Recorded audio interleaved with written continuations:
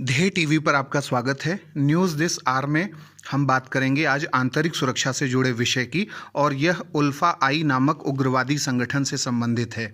उल्फा आई क्या है, यह सुर्खियों में क्यों है, यह कब बना था और इसके उद्देश्य क्या हैं और इसके खिलाफ कौन सी सैन्य कार्यवाहियां हुई हैं, इन सब के बारे में बात करेंगे। असम के उग्रवादी संगठन उल्फा आई, जिसे United liberation front of Assam independent कहा जाता है या हिंदी में उल्फा आई कहा जाता है, ये सुर्खियों में है क्योंकि इसने नागालैंड के मून जिले में ओएनजीसी के एक कर्मचारी का अपहरण कर लिया था। यह संगठन असम सहित नागालैंड और समूचे उत्तर पूर्वी भारतीय राज्यों में अपनी हिंसक उग्रवादी गतिविधियों के लिए जाना जाता है।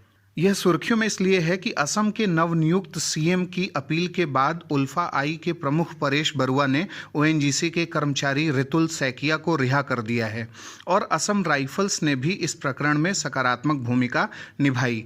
अब हम जानते हैं कि उल्फा आई क्या है और इसका लक्ष्य क्या है। असम में उग्रवादी हिंसा की शुरुआत 1979 में उल्फा के गठन के साथ हुई थी और यह भारत को उपनिवेशवादी सरकार मानता है। उपनिवेशवादी भारतीय सरकार के खिलाफ लड़ाई लड़ने की शपथ और संप्रभु समाजवादी असम के निर्माण के लक्ष्य के साथ 7 अप्रैल 1979 को 6 चरमपंथी उग्रवादी युवाओं ने असम के शिवसागर जिले में इस बात पर सहमति बनाई थी कि तत्कालीन भारत सरकार असम के समृद्ध चाय बागान, तेल, वन और खनिज संसाधनों आदि का दोहन करना चाहती है और असम के स्थानीय लोगों के हित में कुछ नहीं सोचा जा रहा है। और इसी विरोधी मानसिकता के लोगों ने बांग्लादेश निर्माण की घटना के बाद आए अवैध प्रवासियों को असमी संस्कृति, भाषा, संसाधन और अर्थव्यवस्था के लिए खतरा समझा और यहीं से असम में इंसर्जेंट गतिविधियों यानी विप्लवकारी गतिविधियों की शुरुआत हुई। उल्फा के नेतृत्व में विप्लवकारी गतिविधियों को बढ़ावा मिला। 1980 के दशक में इसमें अप्रत्याशित वृद्धि देखी गई। उल्फा के विद्रोहियों ने राज्य के चाय बागान के स्वामियों और व्यवसायियों की हत्या और अपहरण करना शुरू किया ताकि उन्हें पर्याप्त मात्रा में फंड मिल सके और वह हथियार खरीद सकें और अपने कैडरों को उच्च प्रशिक्षण के लिए म्यांमार भेज सकें। भारतीय संघ से पृथक होना इनका लक्ष्य था। 1990 में असम में आंतरिक अशांति इस स्तर तक बढ़ गई कि वहां राष्ट्रपति शासन लगाना पड़ा और भारतीय सेना को उल्फा विद्रोहियों के खिलाफ 2 अभियान चलाने पड़े।